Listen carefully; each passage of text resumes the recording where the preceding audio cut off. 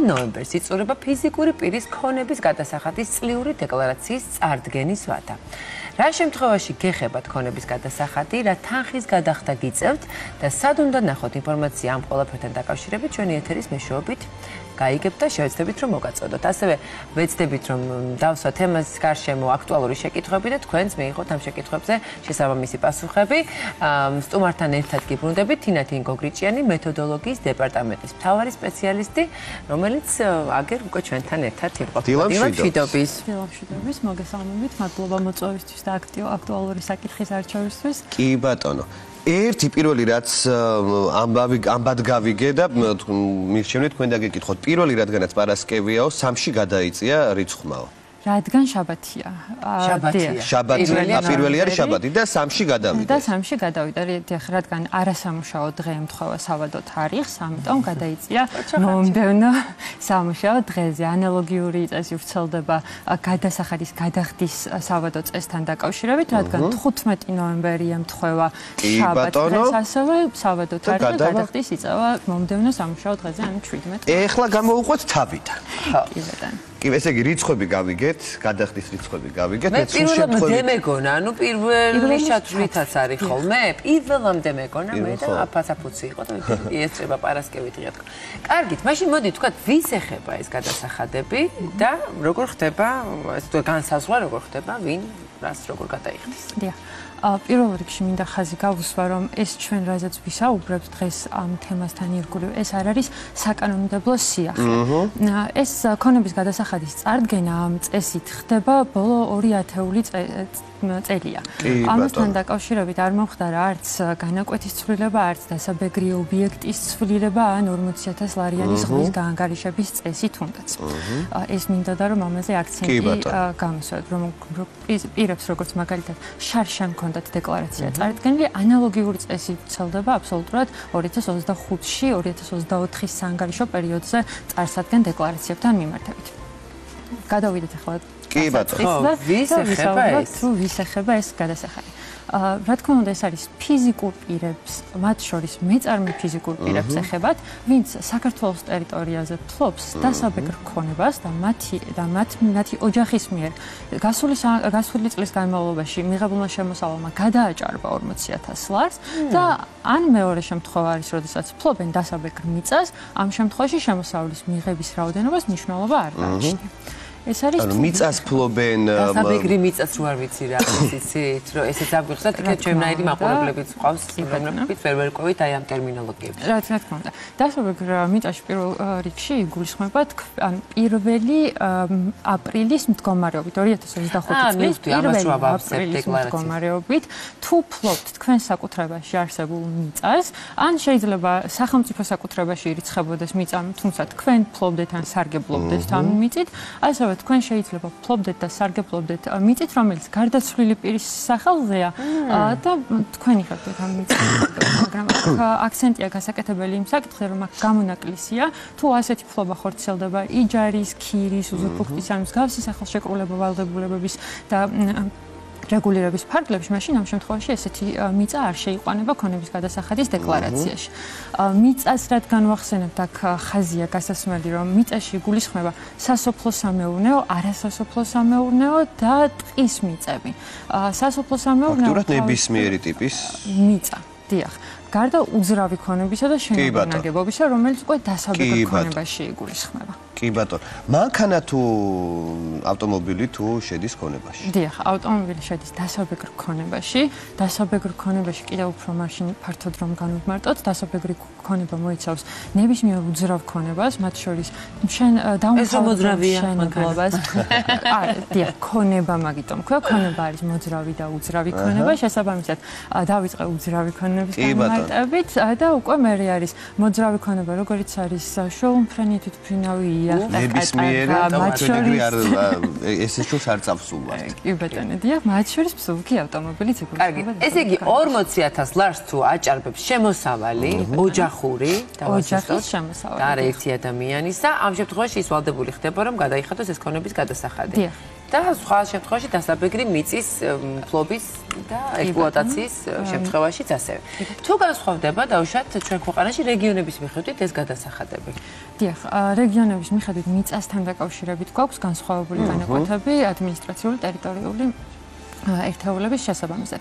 იმასთან დაკავშირებით თუ ქონების გადასახადი რა შეიძლება რომ მოუწიოს პირს გადასახადს, ამასთან დაკავშირებით არსებობს შემოსავლების სამსახურის ვებგვერდზე კალკულატორი განთავსებული და გადასახადის გადამხდელს შეუძლია შევიდეს შემოსავლების სამსახურის ოფიციალურ ვებგვერდზე EIRIS-ზე, სადაც ამ კალკულატორს შეავსებს და წინასწარ დეკლარაციის შევსებას სანამ დაიწყებს, მიიღებს ინფორმაციას იმასთან დაკავშირებით, თუ მისი შემოსავლებისა თუ მის საკუთრებაში არსებული და მისი ოჯახის საკუთრებაში არსებული ქონებიდან გამომდინარე, რა გადასახადის გადახდამ შეიძლება რომ მოუწიოს. ამიტომ საკმაოდ ინფორმაციული და მნიშვნელოვანი ჩემი აზრით მნიშვნელოვანი საკითხია ის, რომ გადასახადის გადამხდელებს შეუძლიათ ამ ინფორმაციის საიტზე მოძიება. და დათვლა რაც მთავარია და ძალიან გამარტივდება პროცესი. კი ბატონო, პირადი გზავნილები თუ ითვლება ასე დროს შემოსავალში. პირად გზავნილები. როდესაც უცხოეთიდან აგზავნიან, მაგალითად. ჩემი პირადი შემოსავალი არ არის, უბრალოდ მაგრამ ფიქსირდება. ემიგრანტი მშობელი, ხო? ასეთი ვერსია. ნახეთ, ჩვენ პირველ რიგში აქცენტი გავაკეთეთ იმასთან დაკავშირებით, რომ პირის და მისი ოჯახის მიერ მიღებული შემოსავალი უნდა აღემატებოდეს 40,000 ლარს. როდესაც ოჯახის წევრი არის წასული საზღვარგარეთ, საქართველოს მოქალაქე ოჯახის წევრი არის საზღვარგარეთ წასული და იქ ის იღებს შემოსავალს, რომელსაც უკვე მერე ფულადი გზავნილის სახით უგზავნის ისევ ოჯახის წევრს, ასეთი შემოსავალი 40,000 ლარიან ზღვრის გაანგარიშებაში არ გაითვალისწინება. თუმცა თუ ამ ფიზიკურ პირს საქართველოს ტერიტორიაზე გააჩნია დასაბეგრი ქონება, ამ შემთხვევაში ქონების საოჯახო დეკლარაციაში ამ პირის ქონებაც ჩაიცვლება და აისახება. გამომდინარე იქიდან, რომ მე როგორც დეკლარანტმა ეს პირი განვსაზღვრე როგორც ოჯახის წევრი. და ოჯახის წევრთან მიმართებაში გვაქვს საგამონაკლისო კანონით დადგენილი შეღავათი, რომ ოჯახის წევრის მიერ ოჯახის წევრისთვის ჩუქებით მემკვიდრეობით ან განქორწინების შედეგად მიღებული ქონების ღირებულება და ქონების ღირებულებაში იგულისხმება ზუსტად ფულადი გზავნილიც, ეს არ შეიყვანება 40,000 ლარიანი ზღვრის გაანგარიშებაში. ფულადი გზავნილი, რომელიც თუნდაც არ იქნება საზღვარგარეთიდან და იქნება შიდა გადარიცხვები. ქვეყნის შიდა. დიახ, ოჯახის წევრი, როდესაც ოჯახის წევრს ჩუქებით აძლევს ქონებას, მისი ღირებულება არ იანგარიშება 40,000 ლარში. საუბარია ჩუქების შემთხვევაში არ იგულისხმება. ჩუქების ქონებაც და ფულადი გზავნილი ჩუქებაც? ღირებულება 40,000 ლარიან ზღვარში. აქ მაშინ კიდევ უფრო დავზუსტეთ მაგალითად რამეა შეგვეშალოს შესაძლებლობის დროს მართლაც. დიახ, არის საინტერესო საკითხია, რასთან დაკავშირებითაც საკმაოდ აღმოაჩინე რომ რაღაცა არ გეგონა და ესე აღმოჩნდა. ან ისე არ ვიცოდით. კი ბატონო, და ბევრი კითხვაც ისმება ამ საკითხთან დაკავშირებით. თუ მაგალითად 2024 წლის განმავლობაში მივიღე ეს შემოსავალი, რაც ვთქვით, მაგალითად მივიღეთ მემკვიდრეობით ბინა, ამ ბინის ღირებულება 40,000 ლარში არ შეიყვანება, თუმცა დასაბეგრი ქონება ქონების ფლობის პროპორციულად დაიბეგრება. ცოტა უფრო ისე რო გითხრათ რომ მივხვდეთ. უფრო ჩაშლილი ვარ. კი ბატონო, მაგალითისათვის ავიღოთ. ანუ ბინამ მივიღე საჩუქრად, მაგრამ ეს არ შეიყვანა 40,000 ლარიან შემოსავალში, მაგრამ თუ მე მაგალითად ივლისის პერიოდში მივიღე ბინა, ამ შემთხვევაში მე ჩემს საკუთრებაში ბინა ირიცხება მაგალითად 2024-ის ივლისიდან 21 დეკემბრის ჩათვლით. მე მივუთითებ, რომ ივლისიდან დეკემბრის ჩათვლით ვფლობდი ამ ქონებას და ქონება გაანგარიშდება მარტო ამ დროის პროპორციულად. მაგრამ რაღაც გადასახადი მომიწევს მაინც, სწორია. დროის პროპორციული გადასახადი და არა მთელი წლის. თუ შევიძინე ქონება, აი ივლისში შევიძინე კერძო სახლი. კი ბატონო, შევიძინე კერძო სახლი,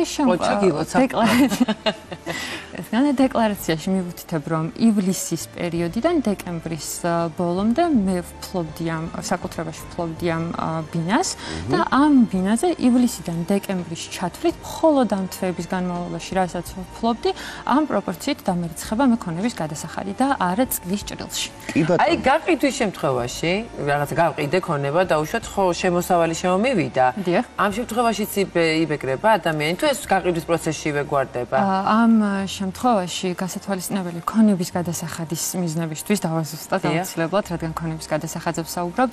ქონების გადასახადის დათვლის მიზნებისთვის 40,000 ლარიან ზღვარში გამონაკლისის სახით არსებობს მხოლოდ, როდესაც 2 წელზე მეტი ვადის საკუთრებაში მე ვფლობდი ამ საცხოვრებელ სახლს. აქ გაითვალისწინება პირველი და მეორე რიგის მემკვიდრეების ჯამური 2 წლიანი ფლობის ვადა. თუ ესეთი ბინა გავყიდა, მაშინ ამ შემთხვევაში ეს არ ჩაითვლება 40,000 ლარიან ზღვარში. კეთილი. იცი რა, აი შემთხვევები ხარ ძალიან კომფორტულია, შიდა გადარიცხვებით რაღაცებს ვაგვარებთ, ერთმანეთს ურიცხავთ, თუ რაღაცა ესე მოკლედ კომფორტულია ჩვენთვის, ხო? არა ოჯახის წევრებს გულისხმობ ამ შემთხვევაში. მათ შემთხვევაში ეს სადმე უნდა აღირიცხოს და დაითვალოს, თუ შეგვიძლია ამ თვალსაზრისით შვიდად ვიყოთ, რა დავუშვათ ეს შიგდა გადარიცხვები, ქვეყნის შიგნითა მიმდინარე გადარიცხვები, არა ოჯახის წევრებს შორის. თუნდაც მეგობრებს შორის დაირიცხოს, ну აღირიცხოს თუ რა სადმე. დიახ. განვმარტოთ მაშინ რა იგულისხმება ზუსტად შემოსავალში და 40,000 ლარიანი ზღვრის გაანგარიშებაში. იგულისხმება ნებისმიერი შემოსავალი და სარგებელი საგადასახადო შეღავათების გაუთვალისწინებლად. რას გულისხმობს ეს? მე შემყავს 40,000 ლარიანი ზღვრის გაანგარიშებაში ეკონომიკური საქმიანობიდან მიღებული შემოსავალი, თუ მაგალითად მცირე ბიზნესის სტატუსით ვსარგებლობ, ამ შემთხვევაში შემყავს მხოლოდ მცირე ბიზნესით დაბეჭდას დაქვემდებარებული დასაბეგრი შემოსავლის 25% და არა მთლიანი შემოსავალი. ასევე დაბადების დღე მაგ და შემიგროვეს ფული მაჩუქეს. აი ეს სად არის? ჩამირიცხეს. რა ხდება? აი ეს სადმე ჩემი შემოსავალი და ის ქვია რაღაცა? ნებისმიერი სარგებელი, რომელიც ასევე არაეკონომიკურ საქმიანობასთან არის დაკავშირებული, ისიც ითვლება სარგებლად. ეგეც სარგებლად. კი ბატონო, ოჯახში აღარ ჩამირიცხოთ რა. არც აღარ ჩამირიცხო და შენ გეცოდინება რატო არ გირიცხავ. აი რა მაინტერესებს, ნახეთ მე და ჩემი მეუღლე მაგალითად ჩვენ ჯვარი გვაქვს დაწერილი, მაგრამ ხელი არ გვაქვს მოწერილი. ანუ ესე დროს იურიდიულად არ ითვლება მეუღლეთ, ხო ასეა? მაგრამ ერთჯერ ქვევს ცხოვრობთ. კი ბატონო. აგერ უკვე რა. აგერ უკვე 15 წელია. დიახ. ანუ არ აქვს მნიშვნელობა ხელი შემოსავალი არის თუ არა ეს არა, როგორ ხდება დაანგარიშება, ანუ ნუცაც ავსებს ამას, მეც ვავსებ, ან ორივე ვავსებ და მხოლოდ მე ვიხდი, ან ნუცა იხდის. აი რა ხდება ასე დროს, როდესაც ერთჯერ ქვევს ცხოვრობ და შეიძლება დაძმა ვიყოთ სიტყვაზე და როგორ ხდება ასე დროს, როგორ ვანაწილებთ და ხო, როგორ ითვლება. დიახ. კანონმდებლობა განმარტავს ოჯახს, ასეთ შემთხვევაში ჩვენ უნდა ავიღოთ ოჯახის დეფინიცია, რასაც მოიცავს. უპირობოდ გვეუბნება, რომ ოჯახის წევრებად მიიჩნევიან პირი, მეუღლე, არასრულწლოვანი შვილი და გერი. ამის შემდეგ უკვე პირი დეკლარენტი თვითონ განსაზღვრავს უპირობოდ თუ ვინ არის დანარჩენად მისი ოჯახის წევრი, იქიდან გამომდინარე თუ ვინ არის მასთან მუდმივად მცხოვრები. შემიძლია არ ჩავთვალო ოჯახის წევრად ჩემი მეუღლე? შეგიძლიათ მაგალითად თქვენი დედა ან მშობელი არ ჩათვალოთ ოჯახის წევრად, თუ თქვენთან არ არის მუდმივად მცხოვრები და არ ეწევით მასთან ერთად საერთო მეურნეობას. ამიტომ თვითონ დეკლარანტი განსაზღვრავს უპირობოდ ვინ არის ოჯახის წევრი. ჩამონათვალიდან ეს არის დედა, მამა, და-ძმა, სრულწლოვანი შვილი, ბებია, ბაბუა, შვილი. თვითონ დეკლარანტმა უნდა განსაზღვროს თუ ვინ არის მისი ოჯახის წევრი. აი თქვენებგან ცალ-ცალკე ჩამოასახელეთ ადამიანები და ადამიანები რომელსაც არ აქვთ დაუშვათ 40,000 ლარიანი შემოსავალი, მაგალითად პენსიონერთა პასაკი. მათ ეხება თუ რა ეს ქონების გადასახადი? ისევ უნდა დავუბრუნდეთ თავდაპირველ საკითხს, საიდანაც დავიწყეთ ოჯახის შემოსავალში. ხო, მაგრამ ცალკე ცხოვრობენ დაუშვათ წყვილი, რომელიც არიან პენსიონერები, მშობლები, მოდი ესე ვთქვათ. ხშირად უკვე ასე ხდება, ხო? ახალგაზრდა ოჯახი ცალკეა? მესმის. თუ ოჯახის შემოსავალი ისევ და ისევ ოჯახი რომელი ამ შემთხვევაში? ოჯახი ამ შემთხვევაში მეუღლები უპირობოდ ოჯახში თავისთავად, მაგრამ უკვე შვილი თავისი ოჯახით? შვილი თავისი ოჯახით არ ეწევა საერთო მეურნეობას და არ არის მუდმივად მცხოვრები დედ-მამასთან, მშობლებთან, ამ შემთხვევაში ისინი მათ შეუძლიათ რომ არ ჩათვალონ ოჯახის წევრებად და ქონების გადასახადის დეკლარაციის მიზნებისთვის საოჯახო დეკლარაციაში მათი მონაცემები არ შეიყვანოს. რაც შეეხება ცალკე მცხოვრებ პენსიონერებს, თუ მათი შემოსავალი არ აღემატება 40,000 ლარს და არ გააჩნიათ არც დასაბეგრი ქონება მათ სახელზე, არც დასაბეგრი მიწა, ამ შემთხვევაში ისინი დეკლარანტები არ იქნებიან. კი ბატონო. რადგანაც საუბრობდით ემიგრანტებზე, თითქოს დამსაშტაბესწრება მათმა აქ ყოფმა ოჯახის წევრებმა უნდა შეავსოს თუ მათაც უწევთ რაღაც შევსება აი ამ მონაცემების და ესე ვთქვათ, იგივე პროცესის გავლა, რაც აქ ყოფებს.